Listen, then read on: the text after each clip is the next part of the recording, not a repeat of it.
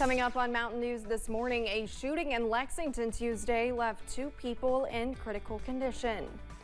And the investigation of Amber Spradlin's death continues as more state officials become involved.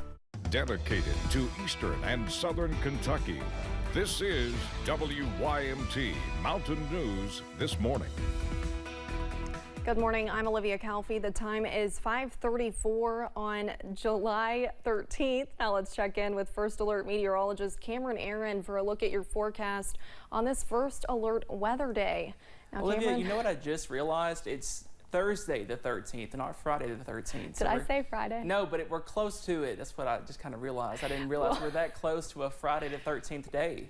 Oh. So, yeah, I almost didn't know the date today. So if that tells you how today's going, it is Friday Eve, Thursday, not Friday. It's my Monday, so we're just getting started here in the Weather Center. But yeah, we got a little bit of a busy day on tap, not this morning, but really by the late afternoon, also into the evening. We are watching out for the potential for a few stronger storms. This morning, though, as you wake up and walk out the door, we are dry across the mountains, but we are watching out for this front off to the north and west, and that could spark a few showers and storms later on today, and some of those could be strong to severe. Those temperatures are mild and muggy. 79 degrees already in Wayne County, 73 in Somerset, 72 in Jackson, over at 70 right now in Pikeville. Those dew points also on the increase at this hour, lower 70s in the Cumberland Valley, so the moisture is not too far away, and you'll feel it as you walk out the door this morning. Now, we are going to stay dry for the first half of your Thursday, but for the late afternoon, also into the evening hours, a few scattered showers and storms are possible.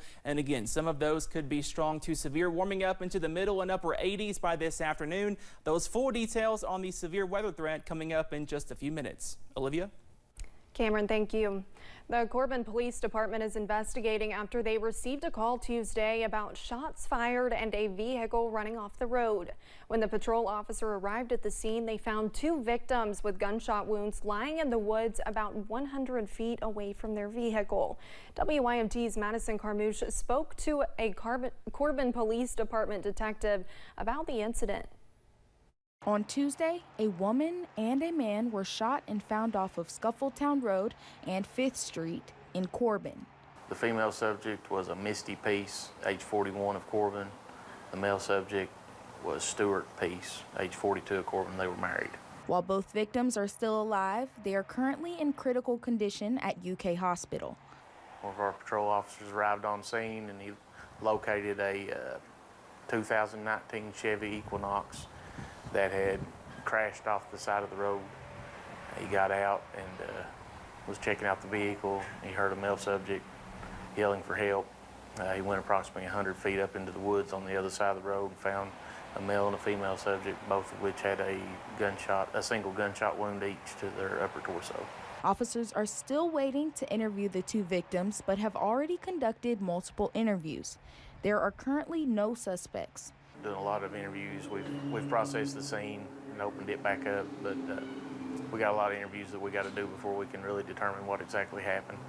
In Corbin, Madison Carmouche, WYMT Mountain News.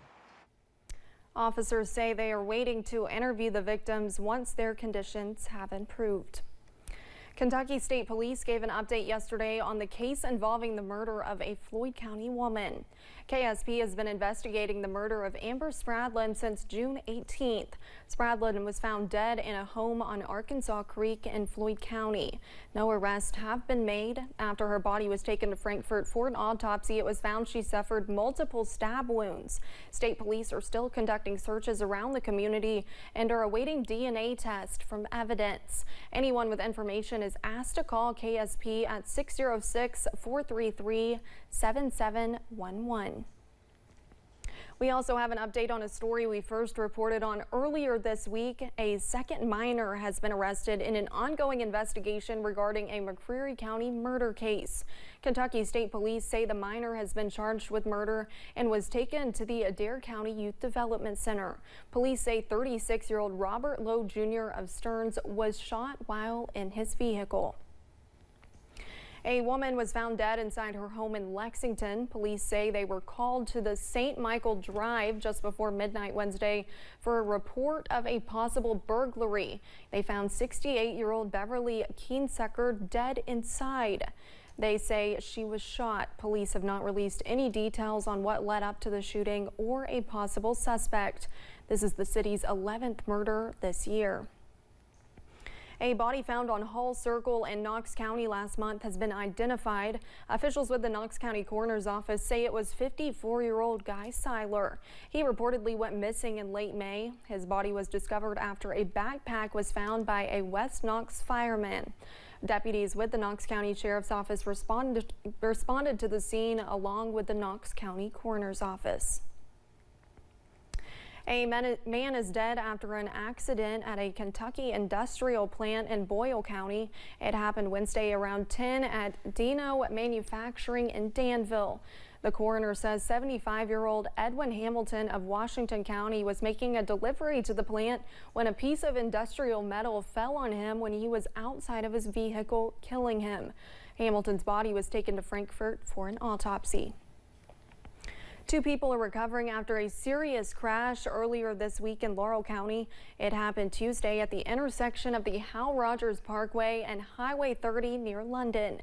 When first responders arrived, they found the victims were trapped and had to be cut out of the vehicle. They were flown out to a hospital due to their injuries. No word on their names or conditions. It was a busy start to the week for first responders in Clay County. On Sunday, officials with the Manchester Fire Department responded to Burt T. Combs Lake for a report of a truck sinking into the water with a man inside. While the man was able to escape before the truck went under, the vehicle did not fare as well. After firefighters reached out for assistance in retrieving the truck, divers were eventually able to find the truck and pull it out of the lake. Search and rescue crews spent a 5th day searching for a missing swimmer at Laurel Lake yesterday. We first told you Friday a man disappeared while swimming with his friends. They told officers his life jacket resurfaced, but he did not. We know the victim is 51 years old. His name has not been released. A beloved former teacher and coach in Corbin has died. Willard Ferris died Tuesday at his home. He was born in Harlan and grew up in Williamsburg. He taught for 40 years, spending most of that time in Corbin. He coached football, basketball, baseball, and softball during his career, but most probably remember him as an assistant football coach when Corbin had a very successful run, including winning 3 state titles. Part of his story was told in the movie 23 Blast when he helped coach a blind football player, Travis Freeman, who will now officiate his funeral. The visitation will be at Corbin Middle School Friday from 3 to 5 p.m. The funeral will follow at 5. Coach Willard Ferris was 75. One of the largest shipping companies in the world is gearing up for a strike. UPS workers could see a work stoppage August 1st. Local Teamster member met yesterday for a practice protest outside Lexington's UPS facility. The group says they are pushing for fair wages. Teamsters are also concerned about a lack of full-time opportunities. On its website, UPS says it is committed to securing a contract that provides wins for their company and the union. And when we return, Dolly Parton's Imagination Library is giving out their own version of a golden ticket, but you won't have to look in a chocolate bar to find it. And a first alert weather day is in place for the possibility of strong storms later today. All those details coming up next.